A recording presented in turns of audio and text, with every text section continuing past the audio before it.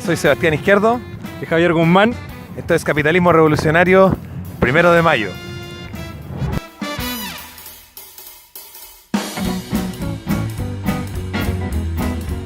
Esta reunión de 1 de mayo, lejos de ser más que una reunión de 1 de mayo, hay alguna demanda específica, como normalmente hay demandas específicas, hay búsquedas específicas, y este año como que no se ve mucho de eso, sino más bien como un acto de presencia.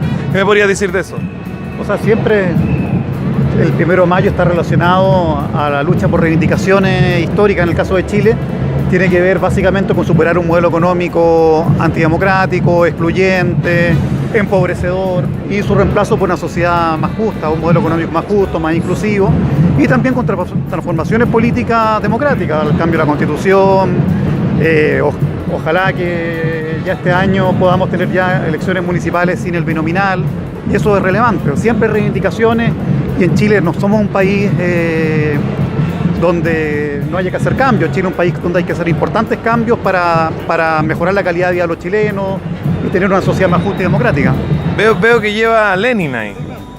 ¿Y le parece como adecuado hablar de democracia si Lenin igual no era muy demócrata que digamos? Eso tú lo dices en realidad.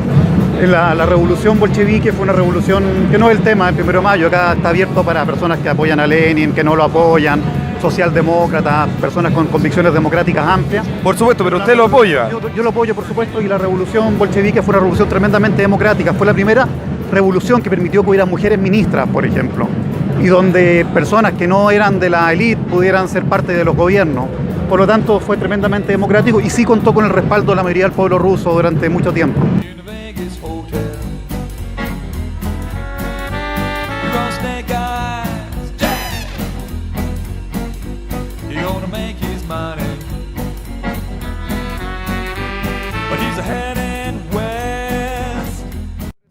Usted dice que las mujeres deberían jubilar a los 55 años, pero considerando que ya las pensiones que están teniendo son bastante bajas, ¿no cree que jubilando aún más jóvenes tendrían aún peores pensiones? No, de ninguna manera. Porque hay que ser justo. Si él trabaja más que el otro. Los dos llegan del trabajo, la mujer comienza con los hijos y comienza a hacer las cosas de casa. Mientras el hombre toma asiento y ve un partido por otro. Pero eso será en su generación, porque en la mía no es tan así. Aquí, mira, aquí llega. Bueno, además tengo otra cosa. El Estado le paga a cada chileno 15 millones de pesos de indemnización. Y con eso vamos a poder aumentar los ingresos, por lo razón, digamos, que vamos a ser empresarios y dejamos de ser trabajadores. Pero si el Estado le pasa a cada chileno 15 millones de pesos, ¿no se los va a sacar a cada chileno en forma de impuestos los mismos 15 millones de pesos que le va a pasar? No, de ninguna manera. Que pasen instituciones completas a los trabajadores de los chilenos, porque ya la palabra de trabajador se termina en Chile, porque vamos a ser empresarios. Tenemos que ser más y no menos. ¿Estamos de acuerdo o no? Creo que no, pero bueno, muchas gracias.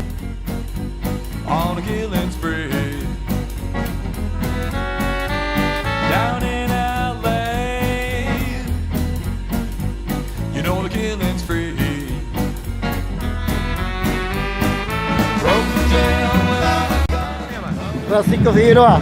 Oye, Francisco, tú llevas la bandera homosexual, ¿eh? Soy gay homosexual. Perfecto, pero además llevas la polera de Che Guevara. Sí, pues. Soy cristiano, marxista, leninista, allendista del pueblo.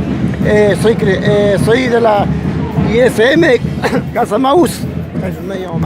Y estoy representando a la comunidad homosexual discriminada por esta sociedad conservadora por ahí.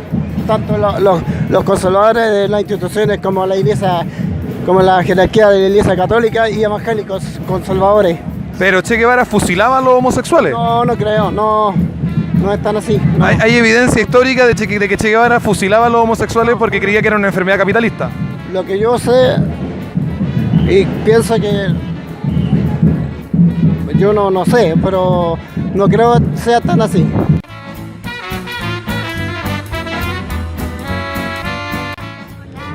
¿Cómo te llamas? Karina Zapata. Ustedes son de inmigrantes, son todos de un grupo de inmigrantes que piden alguna cosa como una nueva ley migratoria, veo. ¿De dónde eres tú? Yo soy de Ecuador. De Ecuador. ¿Y cuáles son los problemas que dices tú que hay que solucionar con respecto a los trabajadores migrantes acá en Chile? Mira, el representante del movimiento Acción Migrante es el caballero que está allá. ¿Qué te puedo decir? Primero, tenemos una ley que es una ley del tiempo de dictadura. Segundo, tenemos un sistema de visas que no facilita ni aclara qué tipo de visa es la más adecuada que podemos tener como migrantes. Son más de 33 tipos de visas. La mayoría de las personas, como vienen a trabajar, optan por la visa sujeta a contrato. La visa sujeta a contrato te obliga a estar 2 años con tu mismo empleador. Si vos renunciás a tu empleo y no conseguís en un periodo de 30 días un nuevo trabajo, perdés tu visa. Si perdés tu visa y no tenés cédula de identidad, te ponen una multa y puede ser razón de expulsión. Entonces, frente a eso, nosotros creemos que si realmente Chile desea ser un país de bienvenida a personas inmigrantes, debe de modificar y actualizar su nueva ley migratoria. Y además, que debe estar de acuerdo con los distintos instrumentos internacionales ratificados por el Estado de Chile, los cuales no está cumpliendo. Pero Chile es el país de Latinoamérica que más inmigrantes recibe en relación a su población. En ese sentido, en relación a la cantidad de chilenos, Chile es el país que más inmigrantes recibe de toda Latinoamérica. En ese sentido, tú dices que... Es el que más recibe. Es un ¿Cuál país sería? que actualmente está recibiendo un tipo de migración diferenciada, porque antes igual tenían flujos de migración bastante altos. Lo que está pasando ahora es que están migrando países vecinos. Pero ¿qué país de Latinoamérica recibe más migrantes que Chile Argentina. en relación a la población? Es que no, esa pregunta, eso que tú estás diciendo no es cierto, no es que hayan más inmigrantes que chilenos. No dije eso.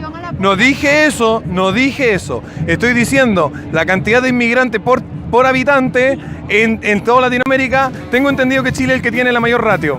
Es el quinto país en Latinoamérica con respecto al porcentaje de migrantes con respecto a la población. Ya. En este momento lo que hay es que hay un flujo migratorio mayor hacia Chile, coyunturalmente, lo que no implica que Chile todavía está a menos del 3% de migrantes con relación a la población. Esa es una idea que se ha normalizado, de que hay demasiada población migrante pero es una idea que... Ese no es mi alegato no es eso. Yo no tengo ningún problema con que haya muchos migrantes. Mi tema es como que lo que decía la señorita nombró un montón de problemas para los migrantes en Chile y pueden ser todos ciertos. La pregunta mía es, en relación a los demás países, ¿la situación de los migrantes es mejor en Chile que en el resto de Latinoamérica? ¿O hay otros países donde en realidad la situación para los migrantes es mejor? Mirá, yo la verdad que no te sabría decir porque no podés hacer. ¿Está bien o está mal? El gran tema es que la movilidad humana es un derecho. Por supuesto. Entonces, si la movilidad humana es un derecho, independientemente de la situación, independientemente de la situación en que estén los diferentes países, tú tienes que tener en cuenta la relación del país en donde vives. Yo vivo acá en Chile, no soy un analista, soy un migrante que trabaja en este país, que quiere que este país sea mejor, que lo siento como lo elegí para hacer mi proyecto de vida y quiero que en ese contexto se respeten los derechos humanos de todos, los migrantes y los no migrantes.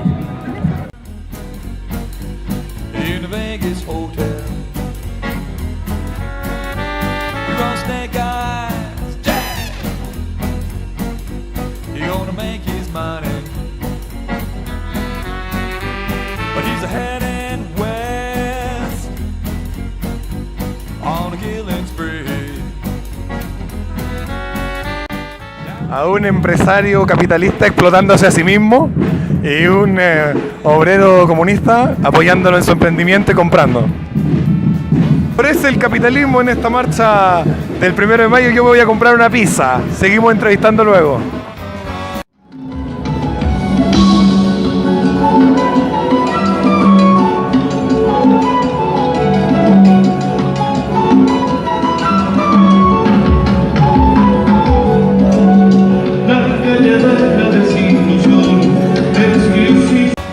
Y en verdad nos aburrimos porque eran muy fome, así que nos venimos acá a ver si salía alguna cosa más interesante. ¿Pero qué cosa estás buscando tú?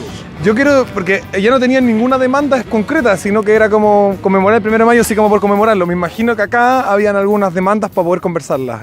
¿Aquí hay algunas demandas concretas en esta manifestación específica? Mira, más que nada nosotros venimos más que nada porque somos de raíces obreras. nosotros venimos por seguir y la tradición del 1 de mayo que nunca se olvide. Ya. Eso más que nada. Pero sí, nos salimos luego porque esos tipos mal llamados anarquistas creen que rompiendo una puerta, una mampara de un negocio, los hueones pasan contra el contra el imperialismo, pueden decir se están rompiendo una carnicería. Y exponiendo la tranquilidad de la gente que va en la marcha, porque los carabineros, el carabinero no disciende. El carabinero ataca nomás y ataca y la gente que vaya. Ya, pero siempre existe esta crítica de que los medios solamente se centran en los disturbios y yo me quiero centrar en... ¿Hay alguna petición específica en este caso o no había ninguna? Más que nada conmemorar solamente. A ver, no, sí, claro que habían varias, pero al menos el sentido de nosotros es conmemorar el 1 de mayo. Porque yo soy obrero del año 53. Tenía 10 años y hoy día tengo 74 y sigo siendo obrero. Me siento obrero y me siento identificado con el 1 de mayo. Independiente de que hay personas que tienen otra forma de pensar. Yo he sido toda mi vida comunista, toda mi vida, pero estoy en contra de esos huevones que rompen las cosas sin tener necesidad y sin pensar toda la gente que está detrás de ellos, que van a ser perjudicados con las lagrimógenas, con los palos, con los disturbios, toda la cuestión. Claro, y van por un fin tranquilo igual que nosotros. ¿Y ustedes saben cuál es el origen histórico del 1 de mayo? Sí, pues. La matanza de los dirigentes de Estados Unidos en el 1905 creo que fue. Ya, en Chicago. En Chicago, claro. Ya, perfecto. Tú te das cuenta, a lo mejor acá está toda la más grande, la más masa está aquí, en esta marcha de acá. Pero ya no alcanzó a hacer nada. Ya si tú vas, ya vas a ver disturbio. Allá estaba tocando en Tillimani. Mira, acá nada. Y yo la cagué. En la marcha de la concertación, o sea, de la nueva mayoría, está tocando en Tillimani. Ahí está mejor. Ya, acá. Vayan a respirar la lagrimógena si quieren seguir para allá. Queremos ir a ver eso, queremos ir a ver qué es lo que nos dicen los que rompen cosas, qué es lo que quieren. Unos huevones cabeza hueca, nada más que tienen puros gusanos dentro de la cabeza, nada más. ¿Hay alguna demanda específica en esta manifestación de 1 de mayo o es solo una conmemoración de la fecha histórica? Bueno, aparte de la fecha histórica también está el tema de las AFP que nos afecta a todos como trabajadores. O sea, en la medida que los trabajadores entiendan que estando sindicalizados pueden lograr aumento de sueldo y además el tema de la AFP en Chile no se va a resolver mientras los sueldos sean miserables.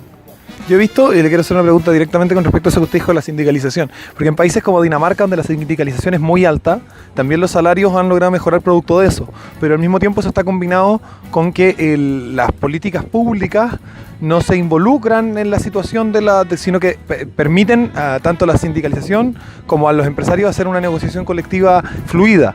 Y en ese sentido, yo he visto que el movimiento obrero en Chile pide más ayudas del Estado que la condición de poder sindicalizarse y organizarse más bien ellos de forma independiente del poder político. ¿Qué opinas tú de esa diferenciación? Bueno, los temas sindicales, el tema político siempre va unido. O sea, no se pueden tomar las cosas por separado y además que estamos hablando de países desarrollados. Nosotros somos un país tercermundista, donde los empresarios, en Europa los empresarios piensan distinto a lo que piensan acá. Acá tenemos empresarios, como te dijera, que la mentalidad de ellos es, ellos reparten, ellos socializan las pérdidas y privatizan las ganancias. Y siempre se ha usado en Chile eso. Perfecto, pero entonces dices tú que es necesaria la acción del Estado en Chile para que los sindicatos cobren fuerza. Sí, porque legalmente los desarmaron. Entonces, o sea, en los países desarrollados los empresarios, las asociaciones de empresarios están prohibidas en algunas partes, en Estados Unidos, porque por el poder que ellos generan. Acá en Chile es al contrario, acá están muy bien organizados y acá son los trabajadores los que no están organizados y además se desincentiva la sindicalización. ¿Usted de verdad piensa que Chile es un país tercermundista con $24.000 de ingreso per cápita? Sí, porque es un cambio de mentalidad, no el acceso a tener cosas. Aquí Capitalismo Revolucionario, nos vamos acercando a donde están los disturbios, donde está la cagada, vamos a ir a grabar para allá, a cachar si podemos hablar con la gente también, a ver si logramos entrevistar a un encapuchado. Miren el humo que sale de las barricadas, se ve de lejos, ojalá que se vea, a ver si podía hacer zoom ahí. Sí, se ve. Eso. Yo me llamo Sebastián Ríos, soy uno de los dirigentes del Movimiento Socialista de los Trabajadores. ¿Por qué? Los veo que son como, parece que algo más que simples manifestantes. Sí.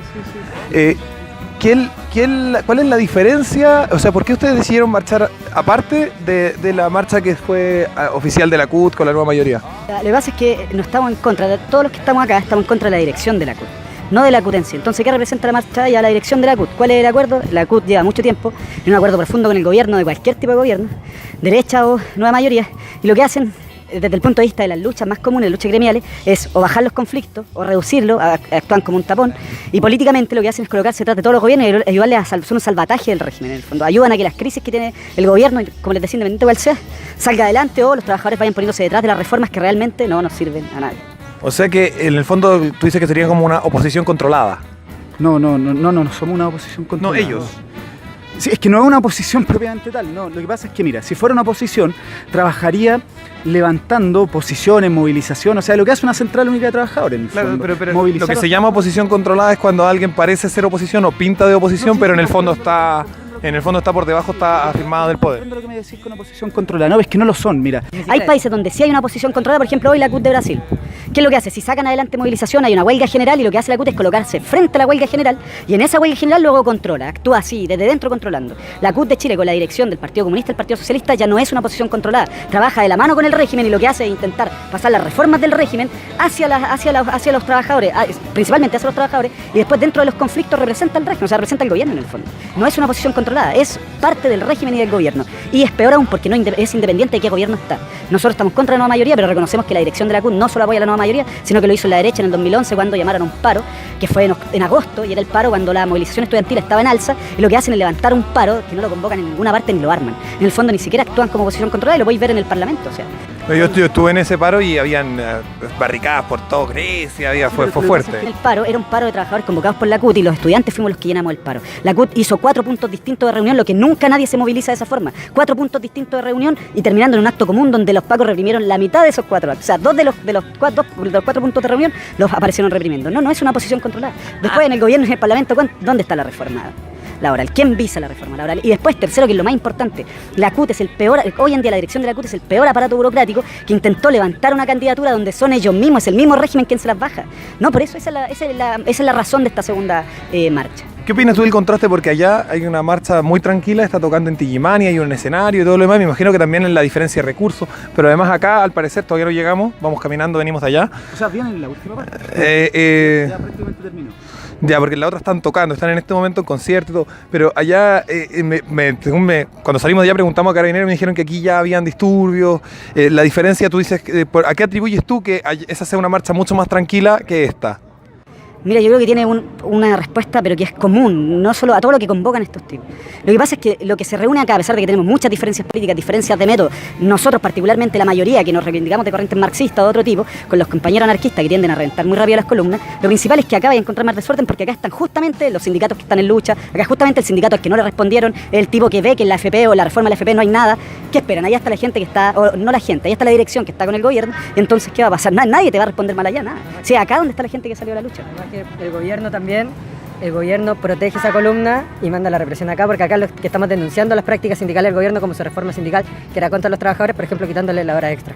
Por dar un ejemplo de cómo avanza este gobierno contra los trabajadores, y la CUT se pone al servicio. Bárbara Figueroa hablaba más que la ministra del Trabajo y defendiendo el programa de gobierno durante estos 4 años. O sea, pregúntate por qué. Pero el primer 1 de mayo de este gobierno hay una marcha común, como siempre habían sido, y hay una pelea interna. Se agarran, me acuerdo, los anarquistas con la JJCC. En ese primer 1 de mayo del gobierno de Bachelet. ¿Eso marca más fuertemente el quiebre? No, mira, lo que pasa es que la J, como la pata izquierda del régimen, o sea, el pie izquierdo, lo que era el pie izquierdo del régimen, está muy debilitado en los movimientos sociales, en los sindicatos, de hecho en el movimiento estudiantil prácticamente ya no existe, no muy poco. ¿Qué es lo que ocurre? Que el desgaste, principalmente con la J de la juventud, donde ellos dirigían federaciones, y las federaciones que hacían finalmente dirigidas por la CUT, o por la J, o pasaban cualquier reforma, o finalmente desmovilizaban, la molestia general. Siempre, evidentemente, lo que vemos por delante son los anarquistas que tienen un método de poca discusión, tenemos nosotros diferencias con ese método, pero ese enojo con la J es general en el movimiento estudiantil.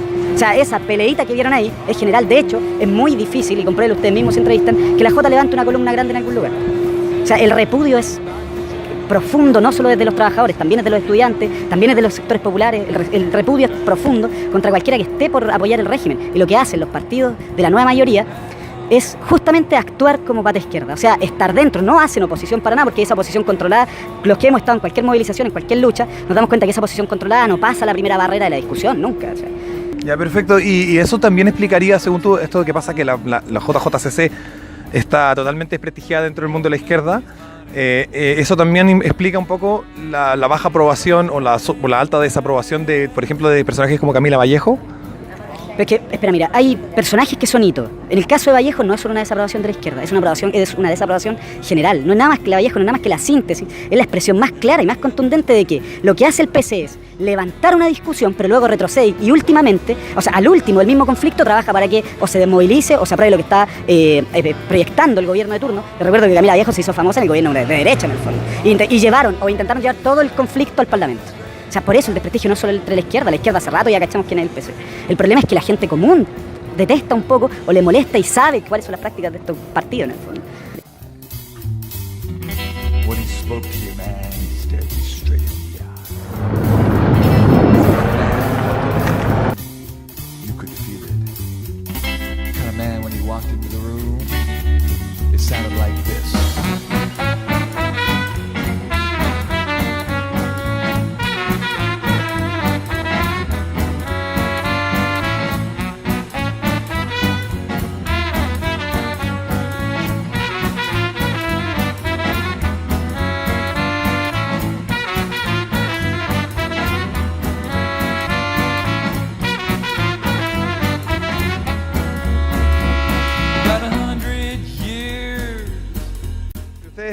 ¿A qué vienen? ¿A la conmemoración del 1 de mayo? No, venimos a marchar por los derechos y condiciones laborales porque hace 2 siglos, en conmemoración al 1 de mayo, murieron peleando por una jornada de 8 horas que aún no se ha conseguido. Ni siquiera ahora son, por legalidad son 45 horas semanales, eso ya son más de 8 horas. Además el subcontrato, las condiciones laborales son muy precarias en Chile. Y ustedes vienen entonces en conmemoración de esa fecha que fue el 1 de mayo. ¿Ustedes saben qué fue exactamente lo que pasó? Se mataron a los mártires de Chicago, que eran un grupo de sindicatos obreros que peleaban por una jornada laboral de 8 horas. Ya, y en este momento las peticiones exactas y concretas, ¿cuáles serían? La verdad que no sé todas, pero es que el subcontrato se elimine, porque cada vez se va quedando con más plata, va subiendo la plusvalía, la jornada laboral de 8 horas, eliminar la AFP, que además con el sueldo indigno que se da, y además te quitan de la AFP. Que los trabajadores puedan sindicalizarse. Sí, que el sindicato no sea legal, o sea que no tenga que ser por el Estado, sino que va a ser independiente de los trabajadores. Ya, y una pregunta, ¿ustedes conocen que hubo otra marcha más allá, otra protesta de la CUT? En esa protesta fue bastante más tranquila y más pacífica. ¿A qué lo atribuyen ustedes a esa diferencia? Que la CUT tiene más relaciones con el gobierno, entonces es más de llegar a consenso con el gobierno, que son los que nos oprimen. Entonces no lo van a oprimir tanto a ellos mismos. O sea, ustedes están por una postura más combativa.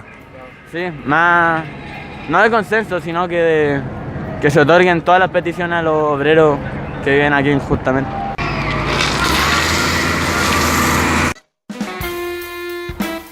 Respecto a esta jornada del 1 de mayo, número 1, ¿por qué los trabajadores están los profesores están en esta marcha y no en la otra? Sí, porque primeramente que nada, el colegio nuevo, la directiva nueva, asumió una postura diferente a lo que tenía el directorio anterior, ¿ya? Y justamente el separarse de la CUT congeló el tema de plata, el tema de relaciones con la CUT, que uno consideraba que estaban haciendo la dirigencia buena. Respecto de las demandas históricas de los profesores, hay un conflicto siempre con el tema de la evaluación docente. ¿Cuál es la posición del Colegio de Profesores respecto de solucionar a veces el problema de la calidad de la educación, que muchas veces pasa precisamente por los profesores? Sí, bueno, si bien es cierto, en el pasado, digamos, el conflicto anterior, 2015-2016, el Colegio de Profesores estaba teñido de rojo, como todos sabemos, la mayoría de los directorios nacional eran del Partido Comunista y es un partido que está jugando a favor del gobierno, ¿ya? No de las demandas mismas de los profesores, pero ahora este directorio nuevo que está encabezado con don Mario Aguilar, ¿cierto? Don Carlos Díaz Marchán, ellos van a hacer propuestas y de hecho las reuniones ya no se están haciendo a puerta cerrada como se hacían antes y ahora ellos van a bajar a las bases justamente para que los mismos profesores que trabajamos en los colegios, que estamos haciendo clases, ¿cierto?, propongamos propuestas diferentes. Pero ¿habría entonces una mayor apertura a un tipo de evaluación docente? Sí, eso es lo que se va a empezar a trabajar por el tema del portafolio, se va a empezar a trabajar por el tema de la demunicipalización. Hay varios proyectos que están encaminados durante este año y uno de esos pasa por el tema de la evaluación docente. La revolución necesita de tu ayuda. Deposita, suscríbete, comparte los videos, apórtanos en el Patreon para que podamos seguir luchando por la libertad.